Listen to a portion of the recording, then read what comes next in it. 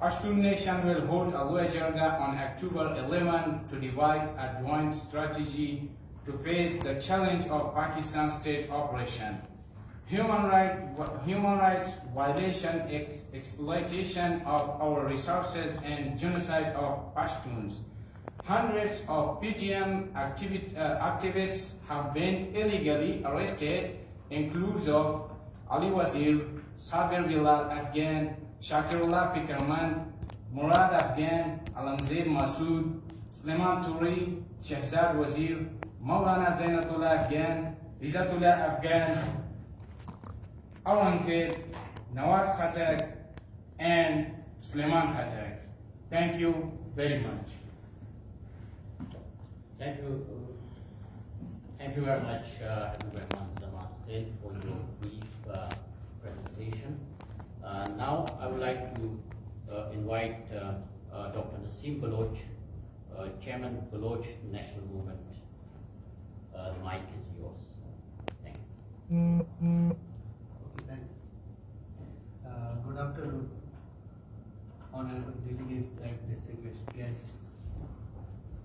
I stand before you today as the chairman of the Baloch National Movement and as a survivor of enforced disappearance.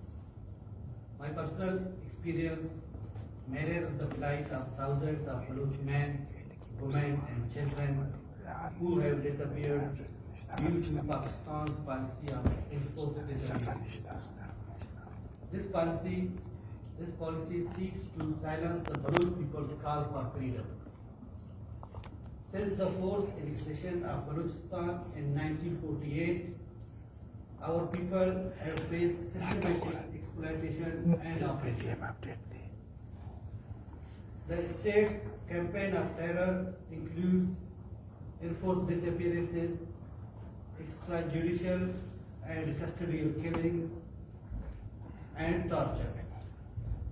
Pakistan's undeclared war against the Baloch aims to crush all forms of resistance to its occupation.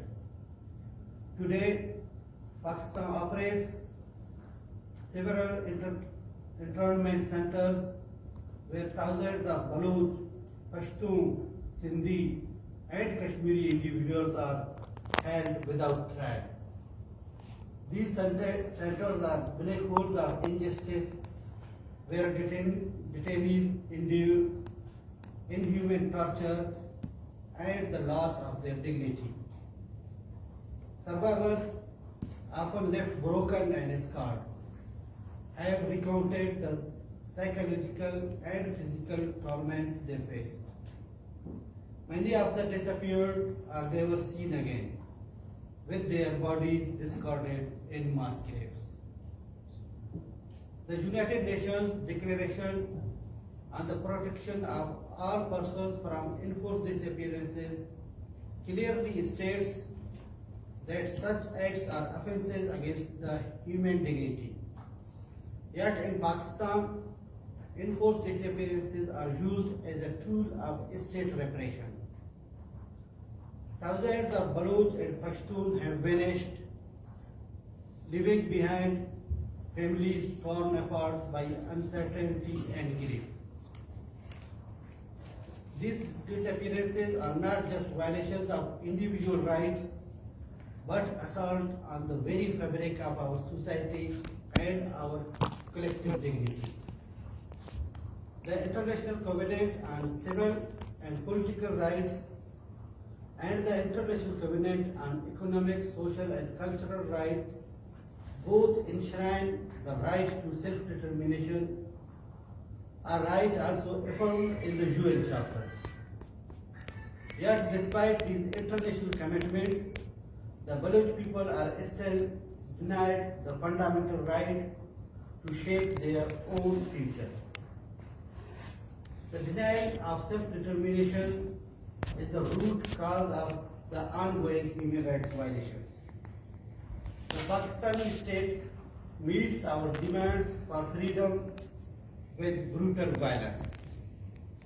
One of the clearest examples of this operation is unfolding in Gwadar, which is a city of deep cultural and historical significance to the Baloch people. Whether now the starting point of the China-Pakistan economic corridor is being transformed into a militarized zone.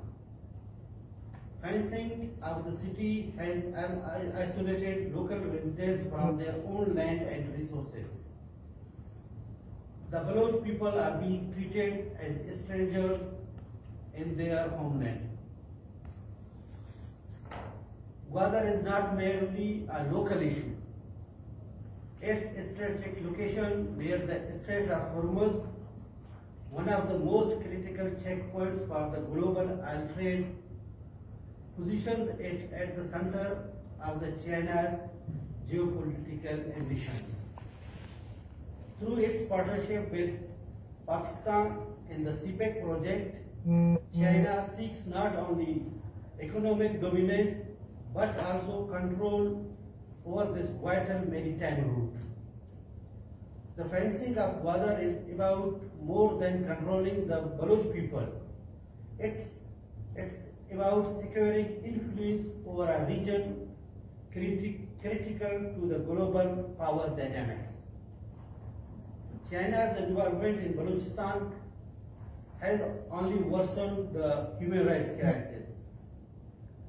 While when CPEC is often portrayed as a development initiative, for us, for the Baloch people, it represents exploitation.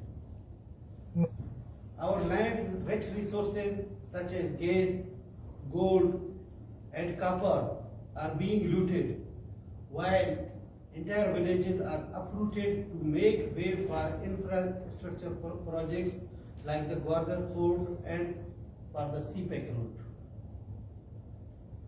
CPEC is not a pathway to prosperity for us, but yet another means of our marginalization and the part of colonialism. China's ambitions extend beyond economic interests.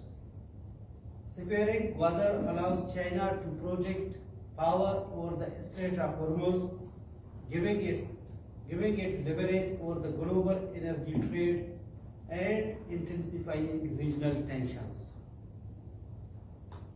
The ongoing human rights abuses in Balochistan call for an urgent international action. Pakistan must be held accountable for its crimes. We demand an independent investigation into the enforced disappearances, extrajudicial and custodial killings, and torture taking place in Balochistan. And we call for sanctions against Pakistan for its persistent violations of human rights. In conclusion, silence is complicity. We cannot afford to be passive witness to this genocide. Let us act now. Long live free Balochistan, long live all oppressed nations in the region. Thank you. Thank you very much, Dr. Naseem Baloch. There is an alarming increase in extrajudicial killings in Khyber Pakhtunkhwa and Balochistan province of Pakistan. In the last couple of years, more than 800 cases of extrajudicial killings have only been reported in Khyber Pakhtunkhwa. We have submitted some cases to working group on extrajudicial killings. The group sent the communication even to the government of Pakistan. Similarly, we submitted the collective torture of Shaktoi in Waziristan, and the group sent a communication to the government of Pakistan. Several cases of arbitrary detentions have also been documented and submitted to different groups and special rapporteurs. Now, I would like to invite the panelists from my right side and invite our great supporter who will speak on the aid that is given to Pakistan by Japan and the China-Japan relationship. Mr. Sunishi Fujiki, Managing Director of the International Korea Support Association. Thank you very much, Mr. Chair. I'm very much honored and humbled to be here, and thank you for inviting me to speak in this conference. I think I came here for the most safe country compared to the people here gathering. And every time when I come here, I feel very, very sorry about what is taking place on the ground. So I came started to come here about 10 years ago for a historical issue between Japan and South Korea and China. And we were talking about 70, 80 years ago. But I realized that something going on here. And then one by one, I'm start listening to the issues. And that is for me, it's a different world. And the words of extrajudicial killings and some dump and kill and dump policy and those words, we never heard of it before. And it's not, while you're in Japan, you don't feel anything like that. Well, of course, those kind of things is reported in the news media, but not widely as we wished at this moment. So that's a remote area, and most of the Japanese don't know about that. So now, since 10 years ago, I started reporting the issue that you have here in Balochistan or Pakistan or Pashtun, many other race there. And first of all, I want to raise the issue, who initiated this? And from the history, when the British leave that region, the chaos starting, I guess. And then after that, the Western power gave all the weapons to the Punjab people. And these Punjab have to form the country, but they use these weapons to invade their neighboring countries. And that Pashtun is also one of that, Baloch is one of that. The Gilgit-Baltistan conference really at the same place, which is the Congress building in Japan.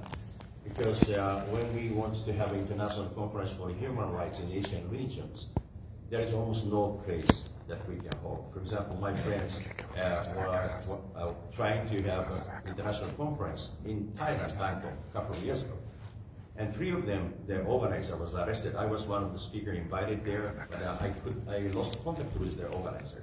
So we were waiting, and finally one of them made a telephone call to me saying that they were detained and deported. So, and then later on I found that is an order from China. And now we have so many conflicts with China historically, and now we still have a problem with China.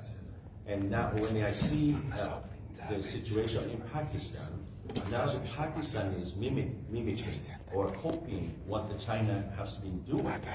And this is going to the worst election. Sometimes, the dead body has no organs on the street. And this should not be happening. And this is not what the human being can do.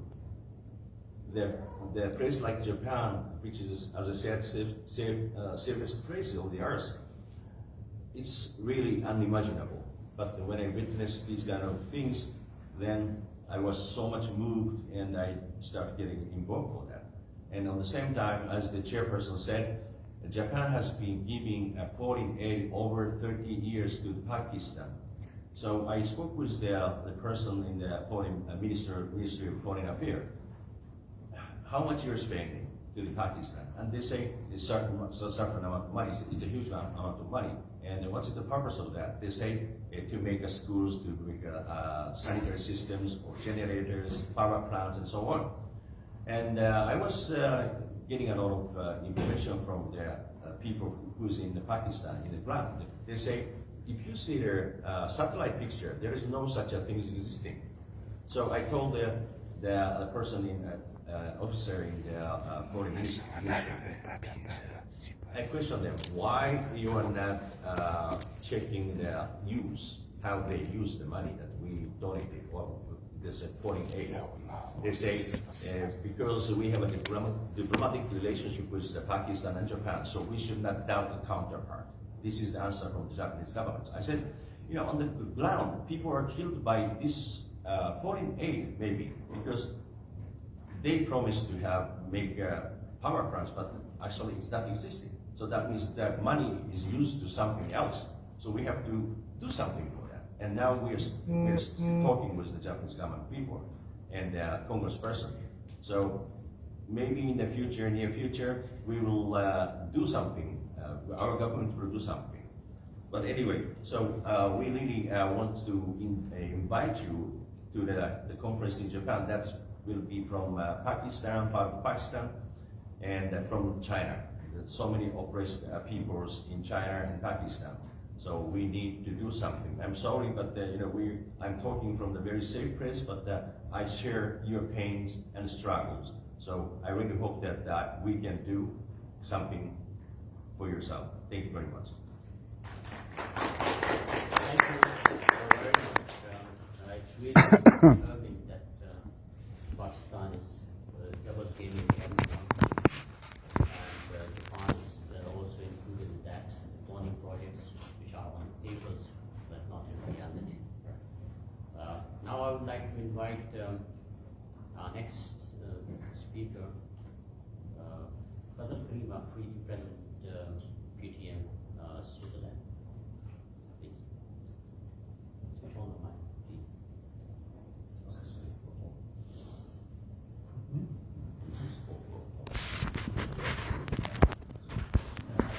Hi everyone, good afternoon. I would like to inform the United Nations Human Rights Council that in a span of 2 weeks, PTM leader Manzoor Ahmad Pashtun has been the victim of 3 assassination attempts conducted by the Military Secret Service of Pakistan.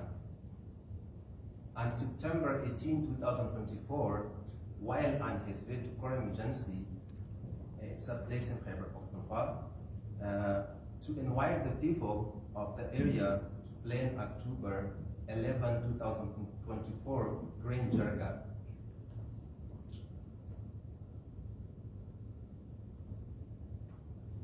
The security staff apprehended a man, the security staff of Manzoor Pashtun. He apprehended a man in plain clothes with an arm who was trying to come close to him to kill him or even attack on him. And on September 2025, 2024, at Tahsil Takal, it's in Peshawar, it's an area in Peshawar, Khyber Pakhtunkhwa.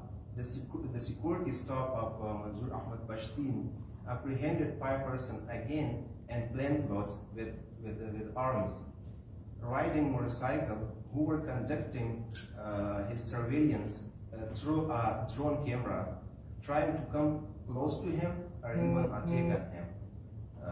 They were arrested by Manzoor Ahmad Pashtun security staff before being close to him or even attacked on him.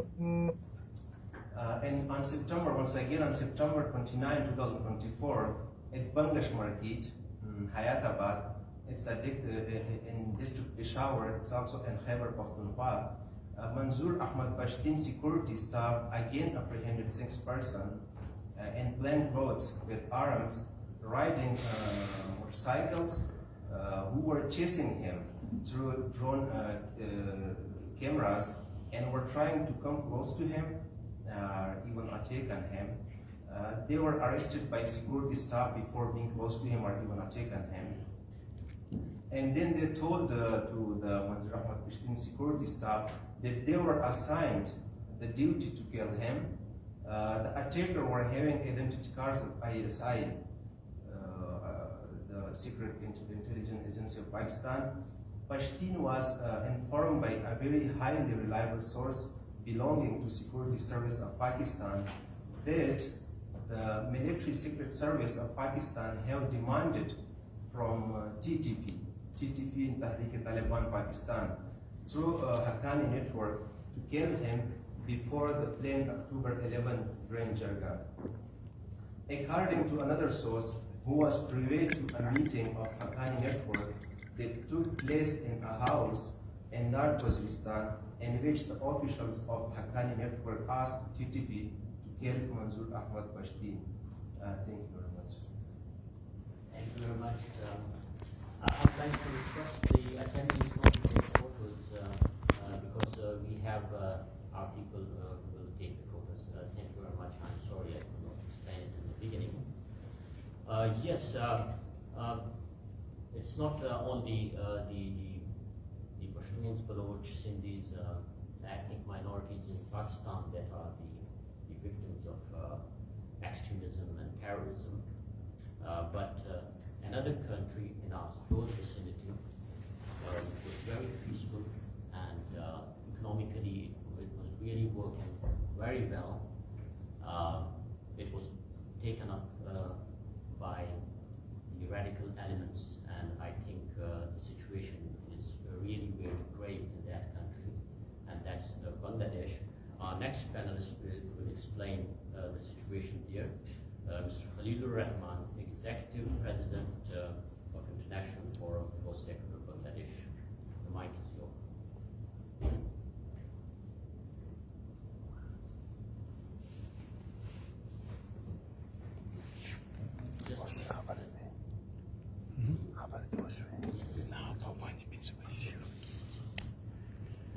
Good afternoon for everybody.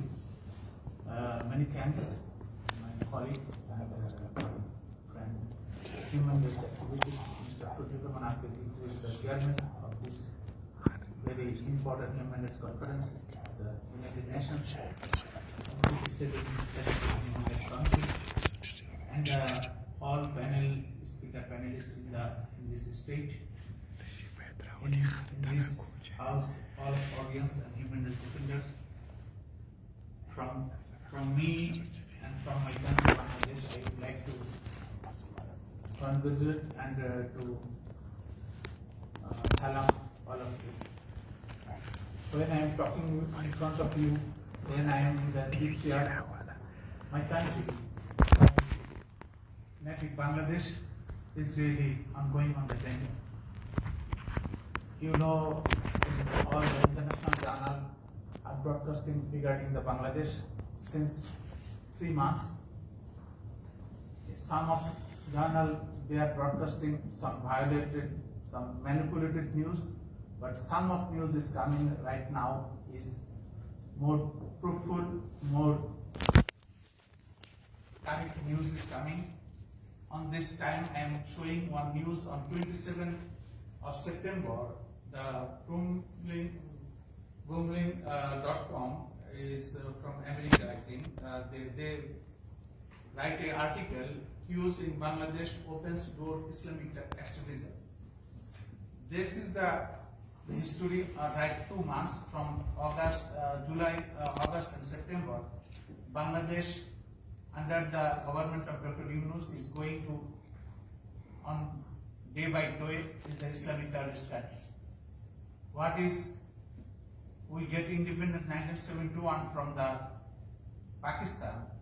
Last 53 years, basically last 16 years on the government of Sheikh Hasina. She has developed the country.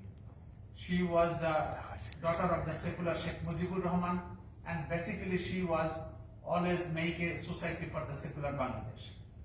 Sheikh Hasina, she was on the power for more than 15 years, near about 16 years. At that time, she developed in the economics, she developed for the structure, she developed for the society, for education, for health and society, and same time, she condemned the Islamic terrorism. She has a zero tolerance for the Islamic terrorism on her period. That's why Islamic terrorists behind the Pakistan militants and some of the Bangladesh militants and others of the Middle East Islamic militants, they always make the conspiracy against the Sheikh Hasina government, and soon after some student protest dramatically took down Bangladesh government on last 5th of August.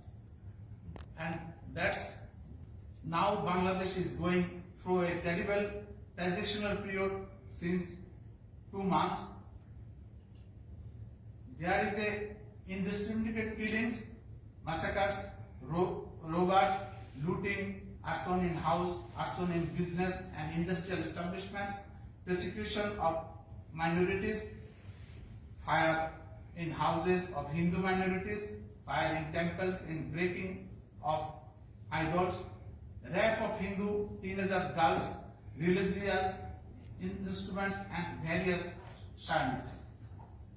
Countries, Bangladesh is a famous writer, journalist and the secular philosopher, everybody knows the Mr. Shahriar Kubri. He is arrested by the UNGO police and he was accused by the murder case. So they established a country as Islamic terrorism, hundreds of crimes against the humanity and genocide and occurred in the whole of Bangladesh under the UNGO government. Happened every day with a direct support of the UNGO government. The internationally known human rights activities, writer, journalist and secular philosopher Shahriar Kubri has been arrested, and at the same time Mr.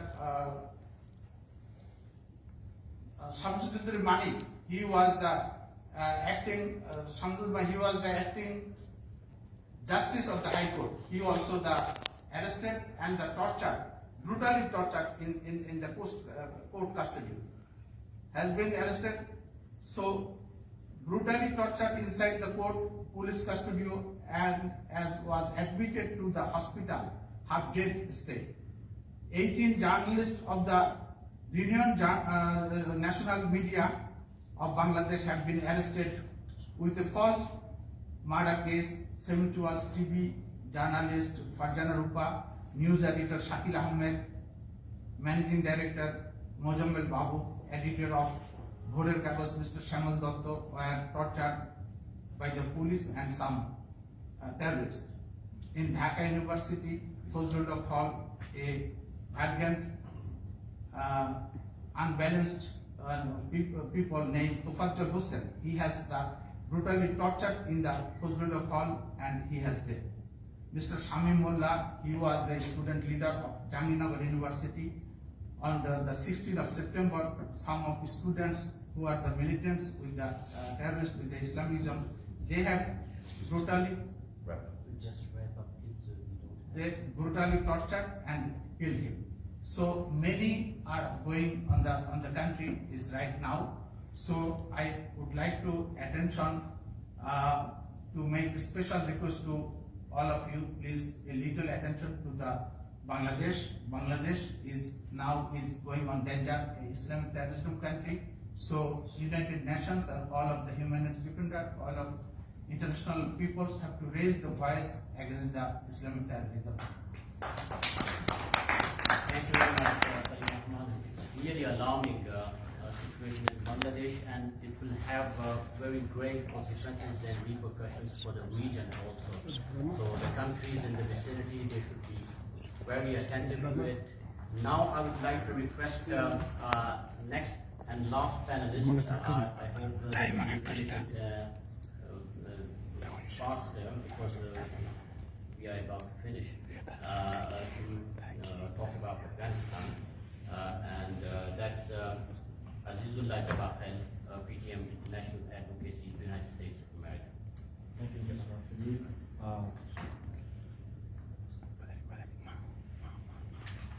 Ladies and gentlemen, I'm here to bring attention to the dire humanitarian crisis facing Afghan women, children, men, as refugees in Western countries, especially Europe, USA, and Canada. A crisis that can be largely attributed by the brutal policies and actions of Pakistani military and their consistent support of terrorism in the region. For decades, the Pakistani military has played a hypocritical role in the region, fostering and funding extremist groups that have not only destabilized Afghanistan but also imposed severe limitations on the rights and freedoms of Afghan women.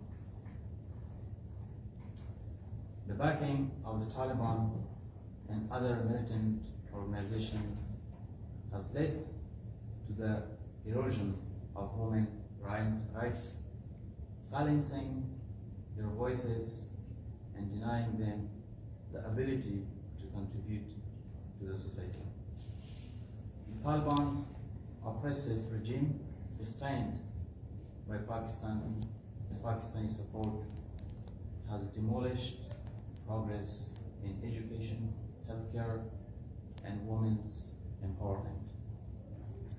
The refugees crisis, which has displaced millions of Afghans, is a direct result of Pakistan's involvement in destabilizing Afghanistan and supporting terrorism. Families are being torn apart as they flee war and persecution, seeking safety in a world that increasingly closes its doors to them. These refugees, particularly women and children from Afghanistan, face challenges ranging from lack of access to basic necessities, the risk of exploitation and abuses by the involvement of Pakistani military in the region. It is crucial that the international community recognizes the role of Pakistan that has played in perpetuating these atrocities. By shielding terrorist networks and providing them with resources, the Pakistani military has not only jeopardized the future of Afghan women, children, and men, but also the security of the entire region. Women's rights in Afghanistan, and on the other hand, other side of the border line, which is in Pakistan, continue to deteriorate as long as Pakistan's militaristic policies remain unchecked by the international community. We, the Pashtuns, in the Pashtun Tahafuz Moment, urge international bodies and human rights organizations to hold Pakistan accountable for its actions and to take decisive measures to support Afghan women, refugees, peace and stability in the region. We have endured unimportant suffering due to these violent policies. Only by addressing the root causes of this crisis can we hope to bring about lasting peace and dignity of Afghan women and the millions displaced people from Afghanistan. Thank you so much. Thank you, Dr. Doctor. I'm really sorry, unfortunately, we will not have the time for Q&A because our speakers took all of your time. With this, we would like to request the international community to look into the situation in Bangladesh, Afghanistan, and Pakistan. It's really, really dangerous and can have really grave repercussions for the whole region, not only for the whole region, but for the whole world, and UN must take action in this regard. With this, we conclude our discussion. Thank you very much for coming. Thank you very much for